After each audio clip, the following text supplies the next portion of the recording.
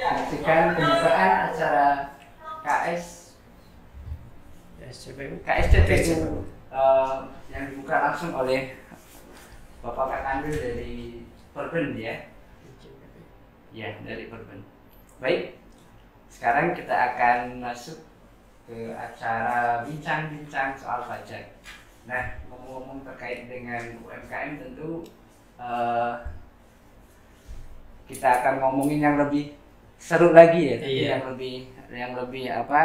yang lebih bersemangat. Telah hadir di studio kita adalah para narasumber yang tentunya lebih semangat dan sudah bersiap gitu ya. UMKM ya Mas. Tentang UMKM. Betul.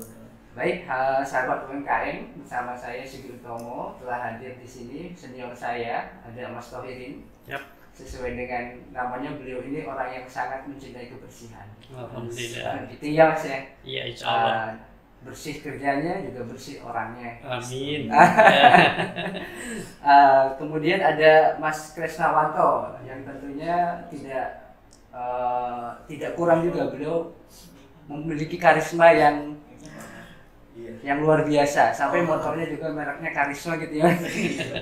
Dan katanya dulu cita-citanya mau buat usaha UMKM, betul nggak Mas Kres? Oh iya, ya dulu pernah jalan sih. Pernah jalan. Masih jalan, cuma usaha kecil-kecilan. Usaha kecil-kecilan. Baik, ngomong-ngomong udah pada sarapan belum, Mas? Sudah Mas, Sudah sarapan. iya, kebetulan juga tadi beli dari UMKM. Iya, maksud saya gitu. Kalau memang belum, kita nanti gabung ke sana, ke Bea Cukai sana. Siap. Banyak pilihan Mas. Betul, dan jangan lupa nanti untuk pesan.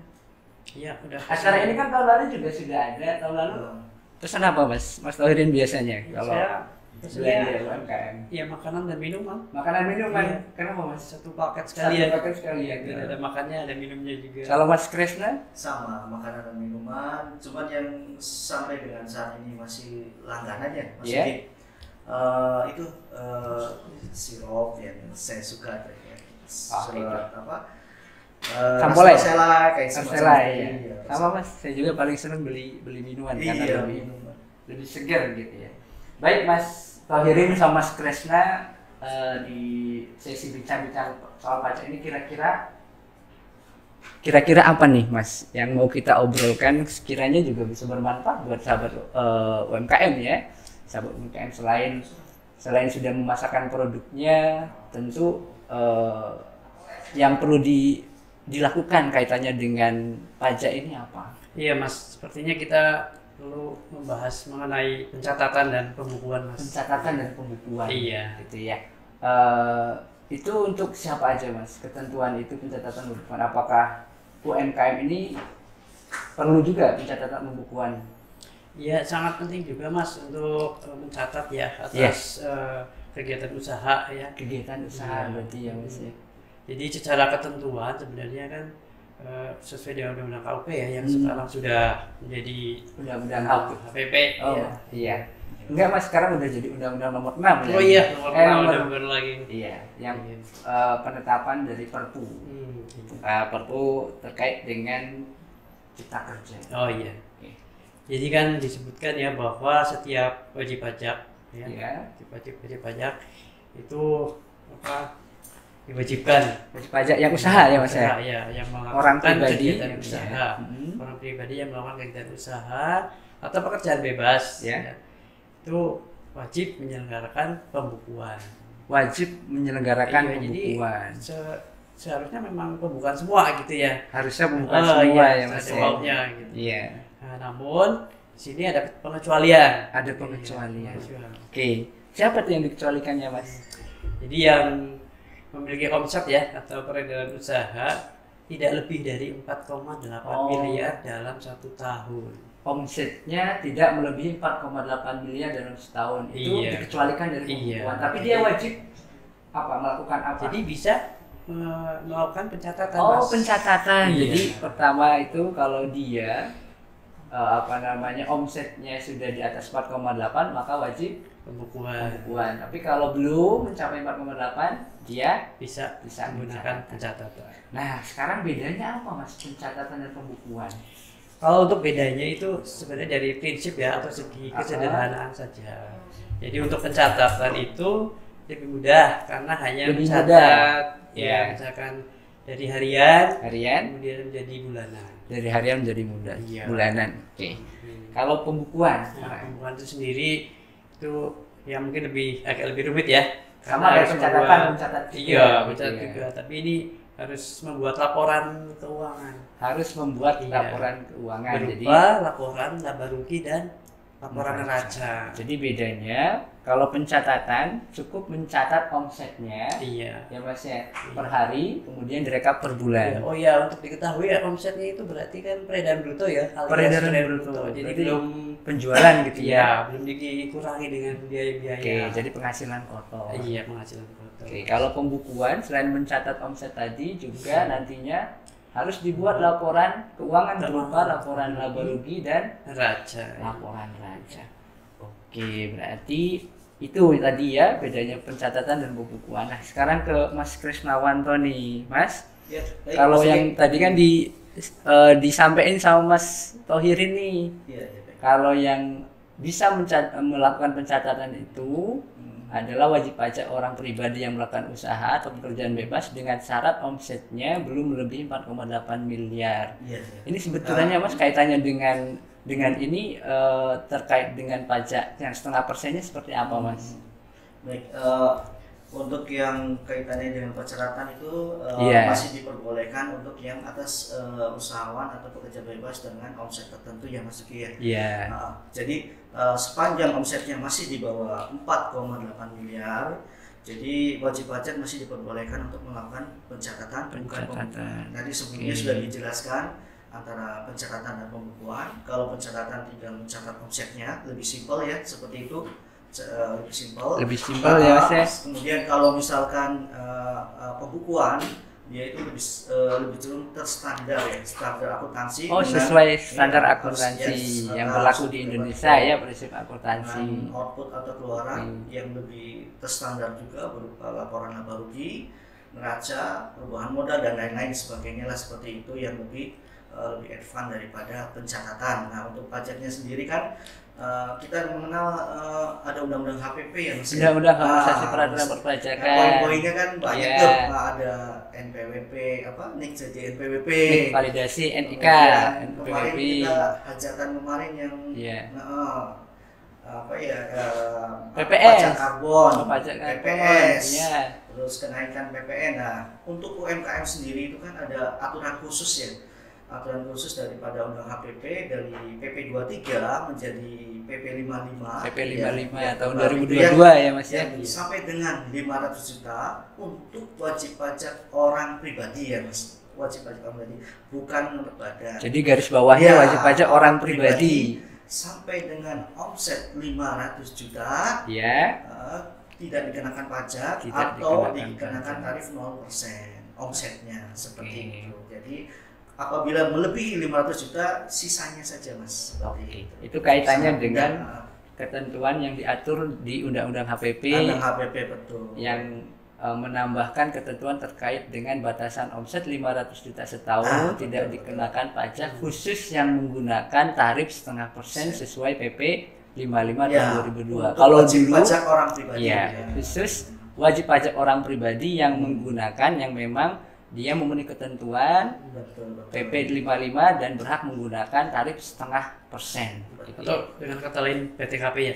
Ya, atau PTKP UMKM gitu ya. Lebih mudahnya PTKP menyebut untuk usahawan. PTKP. Ah iya, jadi kesimpulannya pencatatan pembukuan ini bertujuan untuk melihat itu ya Mas. Iya. Atau bisa diperjelas seperti apa Mas Thohirin? Tujuan nantinya setelah pencatatan itu biar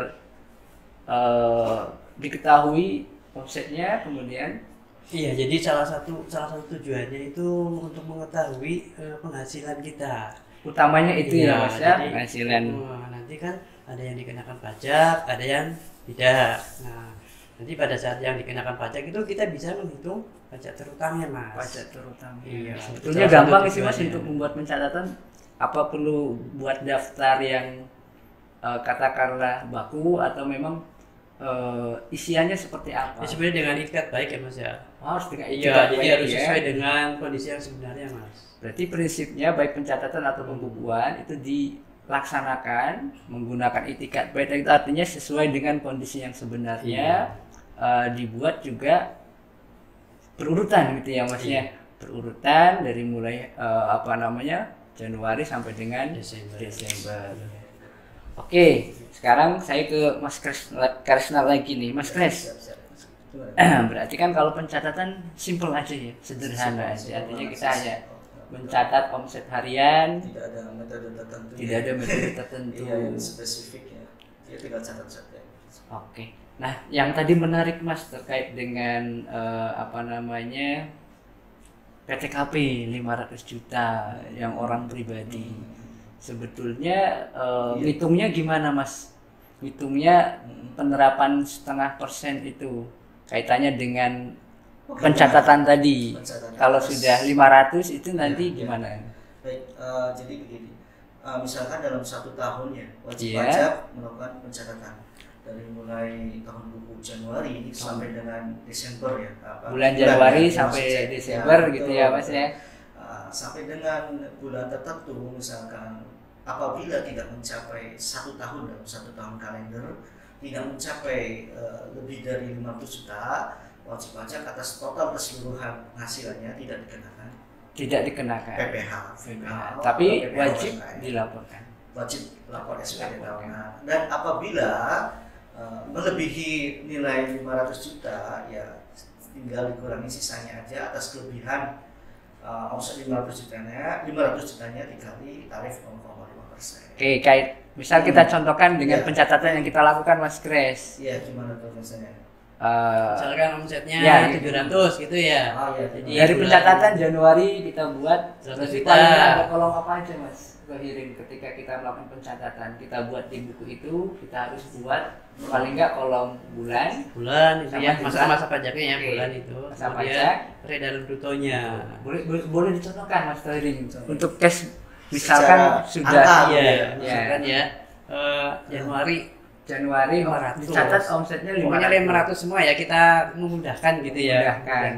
Jadi 500. Nanti kan di bulan apa tuh? Bulan 5. Bulan 5. Mei, Oke. kan masih 500 juta tuh ya. Oke, berarti Iya. Januari 100 gitu ya Mas ya? Iya, jadi ini kan 100 kita juta. anggap 100 juta semua per bulannya, Mas. Kita asumsikan asumsikan lebih semua. mudahnya gitu. Nah, jadi antara Januari sampai dengan bulan Mei ya, bulan 5 itu Itu kan kan masih 500 juta. simulasinya 500 Iya, juta. nah itu Oke. tidak dikenakan. belum Belum dikenakan atau dikenakan belum pajak. dibayarkan yang 0,5% dari Iya. omset per bulan tadi. Nah, Kemudian pada saat bulan ke-6 ya, bulan masih Juni, 100 juta juga. 100 juta juga. Iya. Nah, Berarti berarti udah totalnya berapa tuh? sudah 600 juta. 600, ya. Jadi nanti untuk 600 dikurangi yang 500 juta. Berarti 600 mulai juta bulan dikurangi 500 juta. mulai bulan 6 bulan Juni Iya. ini wajib pajak akan menyetorkan 0,5% dari omset per bulan di bulan Juni yaitu 100 juta. juta. Selanjutnya mau berapapun omsetnya Tetap ya, akan ini dikenakan 0,5%. Baik, itu berarti memang wajib ya bagi wajib pajak UMKM, wajib pajak orang pribadi ini untuk melakukan pencatatan omsetnya.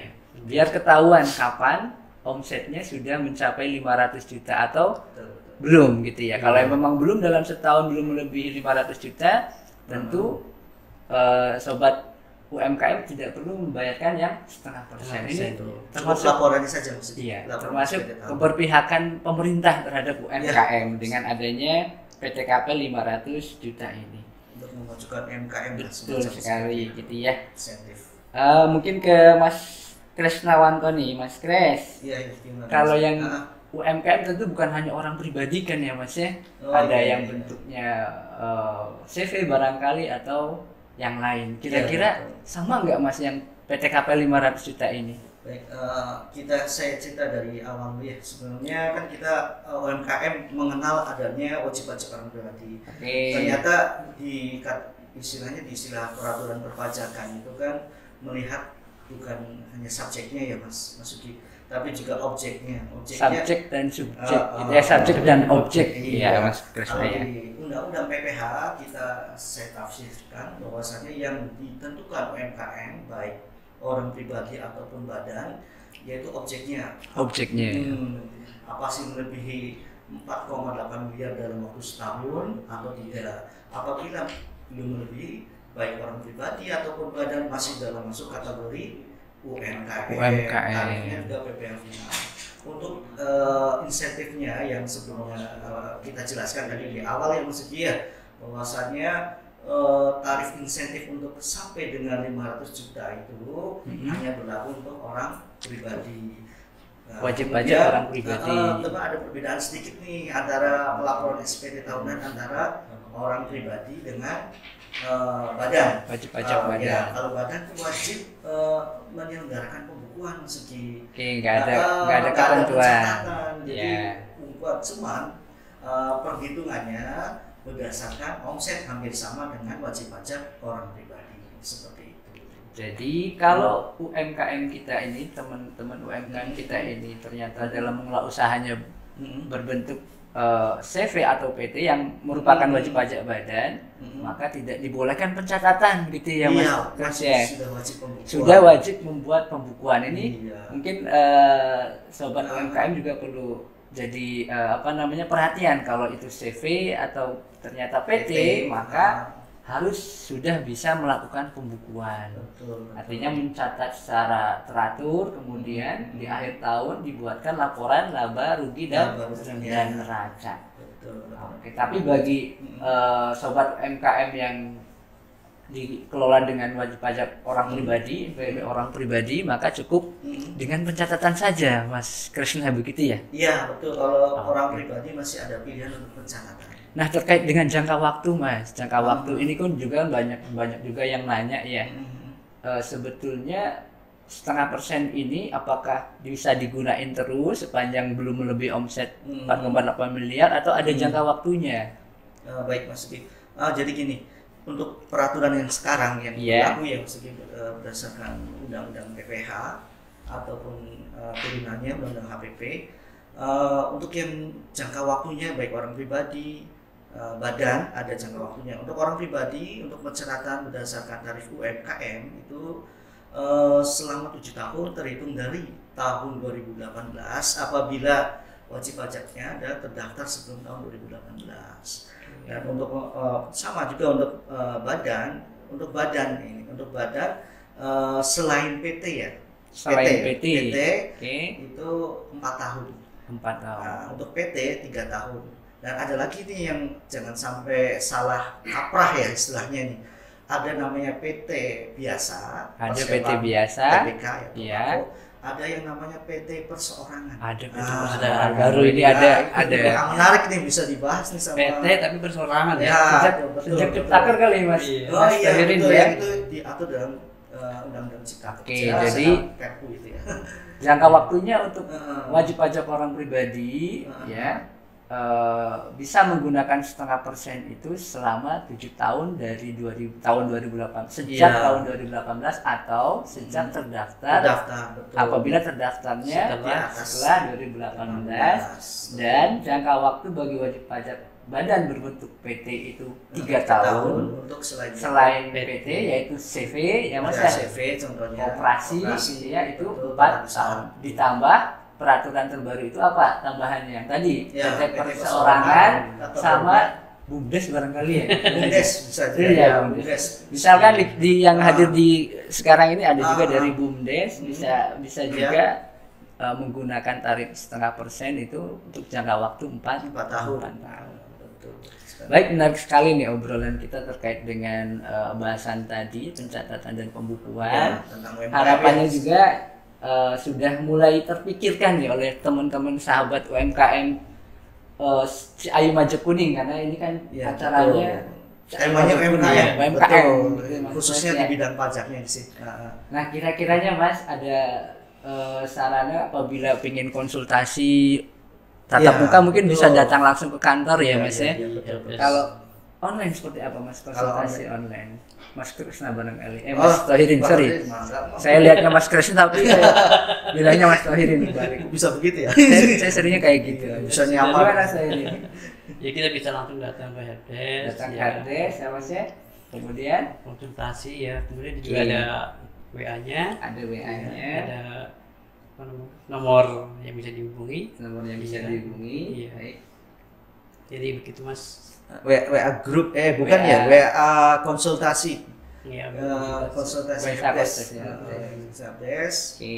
Instagram juga bisa. Instagram juga ada Iya, ya. Saya Instagram, kira YouTube, sudah punya semua gitu ya. Datang langsung ke KPP terdekat atau terdaftar apabila kaitannya dengan material ya, sifatnya material ya harus KPP terdaftar. Kalau Cirebon 1 ini bisa melayani WP mana Mas?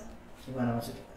Kalau Cirebon 1 KPP Cirebon yang, 1? ya, itu yang sebelumnya yang saya jelaskan tadi, kalau kaitannya dengan hal-hal yang sifatnya formil boleh di KPP terdekat. Tapi Boleh kalau di misalkan KPP. material kan harus ada di KPP tempat terdaftar karena terdaftar. Jadi kaitan kalau dengan kalau database ya, bisa maksud kita Mas juga Tahir ini. ya. Kaitannya dengan database kan kita nggak bisa Oh ngecek ya, iya, karena ada keterbatasan. kewenangan seperti Iya. itu. Baik, ada statement terakhir nih dari Mas Tohirin atau Mas Krisna. Saya Silakan. juga nanti abis Boleh. itu Mas Tohirin Oke. sebagai senior kita untuk menutup nih.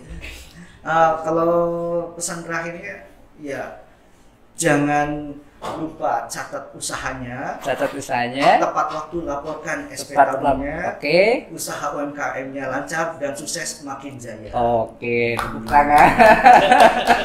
Gimana Mas Tohirin? Ya, kayaknya Jangan saya kalah juga sama Mas mau Krisna. main. Oke. Ya jadi pencatatan itu penting ya Mas. Pencatatan itu penting. Jadi harus dilakukan untuk mengetahui penghasilan yang terutangnya nanti kalian kena penghasilan. Kemudian ya semakin majulah Amin. UMKM kita semua. Amin. Jadi yang dicatat bukan hanya utang ya Mas. Amin wajib itu. Jadi kebanyakan yang dicatat utang. Oke. Tadi pesan dari Mas Krisna dan Mas Tohirin intinya catat penjualannya gitu ya, laporkan penghasilannya, Jangan sampai telat. jangan sampai telat SPT lapor, tahunannya. SPT tahunan.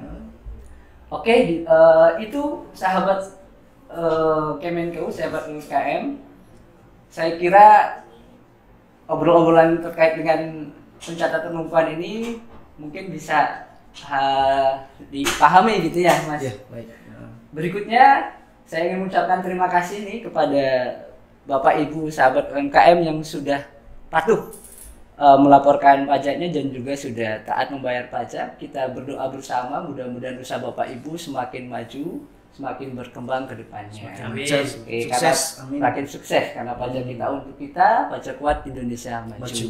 Baik, setelah acara ini nanti akan kita lihat bersama video review produk UMKM binaan dari kelurahan dan tax center UGJ.